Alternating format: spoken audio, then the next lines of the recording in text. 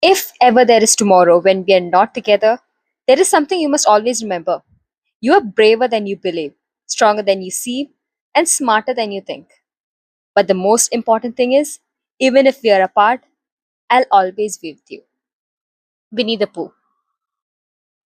I never really thought about it, but as I was searching for the quote, I realized sometimes the things that we grew up with, the animated shows and movies that we watched, they always they always held a lot of meaning. And some of those cartoon characters ended up being our first best friends, you could say. And to me, I wrote this about my best friend.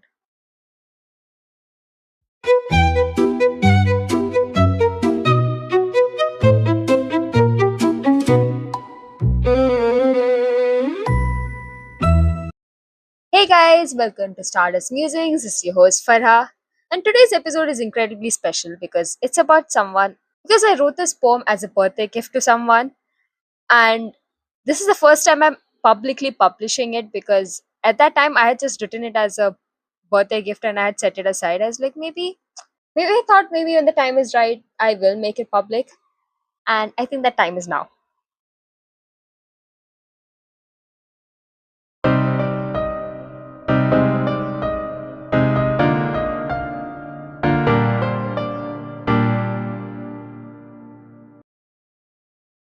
Sneha, a name with a lot of love, a name meaning love and affection. Something that is a little too applicable for you. Sweet yet strong, a constant pillar of support, with a little craziness added, with a lot of care, and even more smarts, even if it doesn't work at times. There is no denying that you're an amazing friend that will always be there when I need you. Whether I'm anxious and need a calm presence, or upset and need a hug, or need a study partner, or need a friend, or little chaos in our lives, with a sweet smile pasted there and rapidly blinking eyes. I love you so much. Stay the same. Don't let anything change you, even if they demand you do. Because you're unique, even when you annoy us or we end up fighting. Just be you. Because there are people who love that. And that starry eyed sweet smile.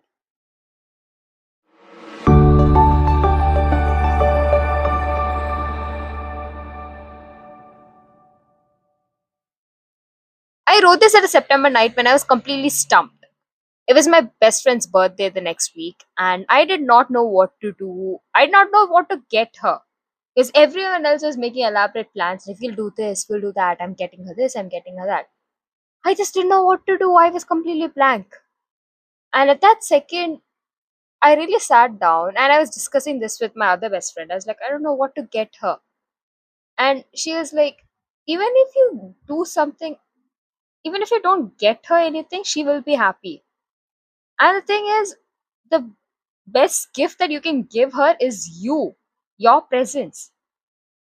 But I was like, I get it. I know that like my presence is the best gift I can give her, but at the same time, I wanted to give her something substantial because it was our final year and I really wanted to do something. I was like, I didn't know, I was completely blanking out. And then I remembered every time I would bring my laptop to college to add on to my ever growing collection of poems, she would be sitting next to me, like just completely enamored on every single word I'm typing. And once I'm done, she would ask me if I, or even if it, and it's not always when I bring my laptop actually, even when I'm just writing a poem in class, and I suddenly get an idea, even if it's during a lecture, I would be writing it. And she would sit and she was like, "What's the lecture's over?" She's like, "I know you wrote a poem. Show me if you can." And like, if you're done writing, just give me a glimpse. I want to see.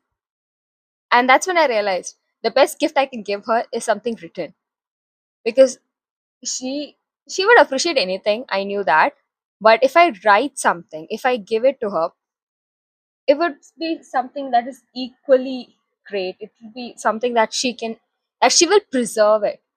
And I really thought about it. I really had to sit and I had to listen. As like, oh God, I don't know what to get her. And then once I got the poem, Once I completely wrote the poem and I just read through, I was like, okay, you know what? This is it. And it was some of her features that always annoyed me. Like, we would be arguing. We would be I would be completely annoyed with her over something, even if it's something as silly as, I don't know, a pen. And she would just start blinking. And what happens is, it is so infuriating. I even once tried imitating it, and all it did was give me a headache. And but when she does it, it's adorable and it's annoying. And there's nothing I can do. I just look at her like, oh, Sneha, seriously? And then I just look at her and I just start smiling. Rapid blinking just makes me forget why we were fighting, or why I was pissed off at her, or why I was feeling really anxious. And I don't know. It always makes me really happy. And similarly, even everyone thinks that she's really straight laced person, but she is a very straight laced, very serious, very stoic person. But if you get to know her, you know how chaotic she can be. And that is one of my favorite things about her. And when I added that into the poem, it was great. And I know I did mention that she doesn't use her brains at times, but that, it was all just a joke. She does. She's incredibly smart. I've always admired her brains. And I did say I don't that she doesn't use her brain at times. That is because when you're really smart, and at times when you're really smart and you get stuck in a situation, you might not find the straight lace way of getting out of it. But if you have a little bit of a crooked mindset, you will find it.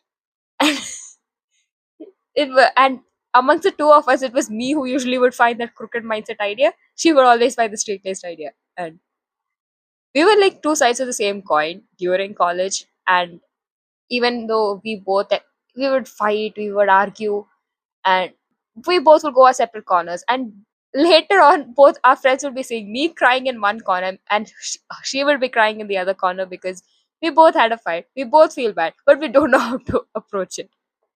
And later on, maybe just 10 minutes later, or later on in the day, we talk and we will talk it out.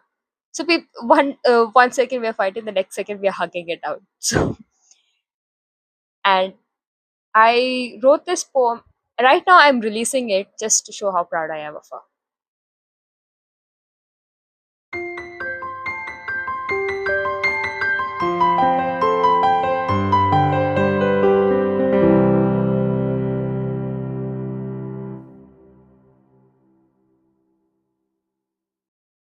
And I was inspired to write this poem not just as her birthday gift. Actually, I wanted to add something really personal.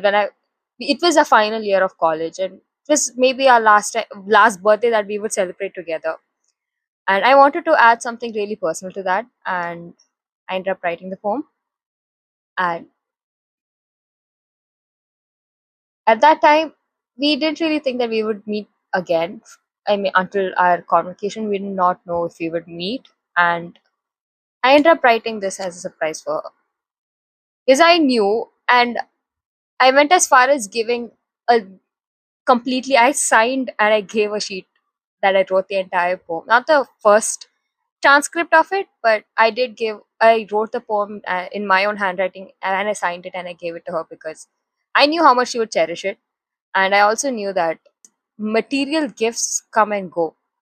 But something like this, if you preserve it well, it stays until the end of your days. And, and I like it was also as a thank you from me to actually for being my friend for all these years. Since the first time we met with through a random WhatsApp chat to my mom, until now, that even even when I honestly am stressed out about work, I just give her a call. I'm like, Sneha, are you free? Just want to talk.